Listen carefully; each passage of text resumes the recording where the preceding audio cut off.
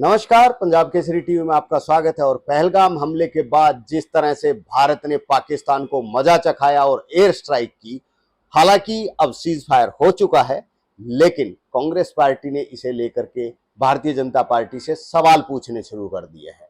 तो अभी फिलहाल भारतीय जनता पार्टी के महासंपर्क अभियान के प्रदेश प्रमुख नागेंद्र शर्मा हमारे साथ हैं, उनसे बात करते हैं।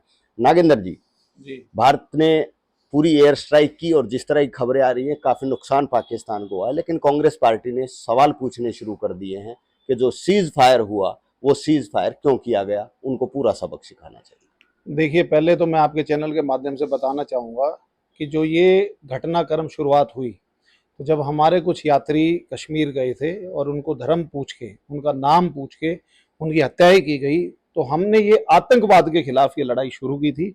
और जितने आतंकवादी हमारे ठिकाने थे उनके पाकिस्तान के, उन पे हमने एयर स्ट्राइक करके उनको ध्वस्त किया। ये हमारा पाकिस्तान के साथ झगड़ा था, जबकि ऐसा नहीं था कि दो नेशन की लड़ाई, ये दो नेशन की लड़ाई नहीं थी।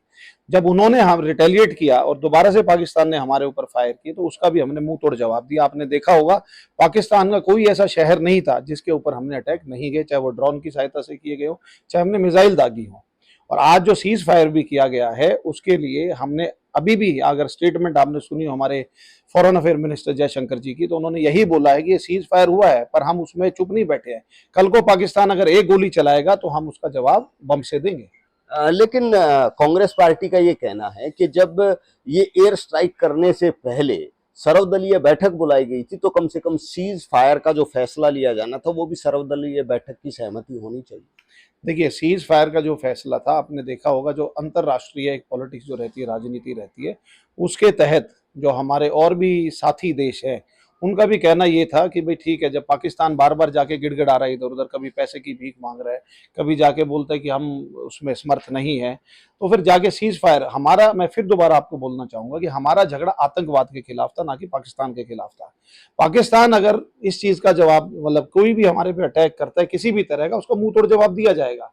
पर ये लड़ाई हमारी आतंकवाद के खिलाफ थी, जिसमें पूरा, अगर आप फ्रांस देखोगे, फ्रांस इमीडिएट उतर के आया, इसराइल इमीडिएट उतर, जो भी आतंकवाद से ग्रसित देश रहे हैं वो हिंदुस्तान के साथ खड़े थे और आगे भी खड़े रहेंगे। तो मेरा कहना यही है, विपक्ष को विपक्ष का काम बोलने का है, परंतु ये समय कोई कटाक्ष या वो करने का नहीं है, जबकि देश को एक साथ खड़े होने का है। कि जब भी कोई, ठीक है, अंदर की राजनीति एक अलग विषय है, परंतु जब बाहर के, जब किसी देश के साथ में झगड़ा होता है या आतंकवाद के खिलाफ है, कल को जो लोग वहां पर जो शहीद हुए, मैं तो ये कहूंगा जिनको वीर गति को जो प्राप्त हुए बेचारे में पहलगाम में, आप उनके माँ बाप से जाके पूछिए कि उनके ऊपर क्या बीती होगी। आज जो फौज के ऊपर फौजी खड़ा है, जो शहीद होकर हमारे पास आए, चाहे वो पलवल से थे और इधर से, उनका आप जाकर पूछिए घर में क्या माहौल है। तो हम ये नहीं चाहते कि ये माहौल ऐसा भी रहे, परंतु हाँ, मैं फिर आपको बोलता हूँ, ईंट का जवाब हम पत्थर से देंगे। पिछली बार भी जब आपने 99 में देखा था, जब हमारे आदरणीय मुख्यमंत्री प्रधानमंत्री अटल बिहारी वाजपेयी जी थे, उन्होंने एक स्टेटमेंट दी थी। जब पाकिस्तान ने बोला कि हम आज परमाणु से हमारे पास भी है और हम कोई पीछे नहीं है, तो पाकिस्तान, उन्होंने एक जवाब दिया था कि भाई, पाकिस्तान हमारे ऊपर अगर एटॉमिक वेपन से वार करता है तो हो सकता है मैं आधा हिंदुस्तान खो दूं, पर मैं वादा करता हूं कि अगला सुबह पाकिस्तान नहीं देखेगा। तो आज भी हिंदुस्तान वही है और उससे ज्यादा एडवांस्ड है वेपन की, अगर मैं बात करूं, चाहे हमारी आप एयरफोर्स देख लीजिए, चाहे नेवल देख लीजिए हमारी, और चाहे इंडियन आर्मी को देख लीजिए। लेकिन नागेंद्र जी, जो कांग्रेस का हेडक्वार्टर है दिल्ली में, उस पे पोस्टर लगा हुआ है कि ऐसे ही इंदिरा गांधी नहीं बना जा सकता। देखिए, जहां तक इंदिरा गांधी जी का सवाल है, इंदिरा गांधी जी की तारीफ माननीय हमारे पूर्व प्रधानमंत्री अटल बिहारी वाजपेयी जी ने पार्लियामेंट में भी की थी। तो ये फिर मैं आपको बोलूंगा, राजनीति का मुद्दा नहीं है। जब इंदिरा गांधी जी ने अच्छा काम किया, हमने उनकी तारीफ की, तो आज मैं यही बोलना चाहता हूं, यहाँ पर राजनीति ना करके अगर कोई काम सराहनीय है, उसको सराहनीय सराहा जाए, और जो साथ में खड़ा हो गए सरकार को कंधे से कंधा मिला के उनका साथ दिया जाए, ना कि इधर में इंदिरा गांधी वर्सेस मोदी किया जाए। अभी अगर मैं बात करूं पिछली सरकार की, जब कांग्रेस की सरकार, माननीय हमारे प्रधानमंत्री मनमोहन सिंह जी रहे थे, तब कितने अटैक हमारे उसमें हुए, कितनी बार आपने वो किया, क्या जवाब दिया उन्होंने? तब क्या प्रधानमंत्री कांग्रेस के नहीं थे? आप उठा के देखिए ना डाटा एक बारी। तो आप उनको बोलिए कि जहां पर इंदिरा गांधी जी का पोस्टर लगाया है, वहां पर मनमोहन सिंह जी का क्यों नहीं लगाया? उसका भी जवाब मांगिए जरा। लेकिन कहीं ना कहीं हम देखते हैं सोशल मीडिया प्लेटफॉर्म या आम पब्लिक से एक आवाज आ रही है कि कसर छोड़ दी है और बिल्कुल अब तो हिसाब बराबर होना चाहिए था। देखिए, मैं आपको बताता हूँ, जहाँ तक हिसाब की बात है, हम हिसाब में अभी भी ऊपर हैं। हमारे एक पहलगाम के अंदर उन्होंने जो लोगों की हत्याएं की, हमने उनके घर में जाके, कोई ऐसा शहर नहीं था जहाँ पर हमने उनको ना ठोका हो। कसर बाकी नहीं है, परंतु हाँ, मैं फिर आपको बोलता हूँ, आतंकवाद के खिलाफ लड़ाई है और ये जारी रहेगी, जारी रहेगी। अगर आज भी उनकी तरफ से अगर कोई रिएक्शन आएगा तो आप हिंदुस्तान का रिएक्शन देखना, तब यही लोग हैं, इनको भी जवाब मिलेगा कि कसर कोई नहीं। ठीक है, ये एक हमारा सेंटीमेंट होता है, हर आदमी भावुक है, हम भी भावुक है। हम भी चाहते थे कि कोई एक थप्पड़ मारता है तो कि हम उसको मार ही थे, लगता है उस टाइम पे ऐसा मन में आता है। परंतु सारी चीजों को देखते हुए, देखिए, मैं आपको एक बहुत बड़ी चीज बोलता हूँ, जिस चीज को हम लोग इग्नोर करते हैं।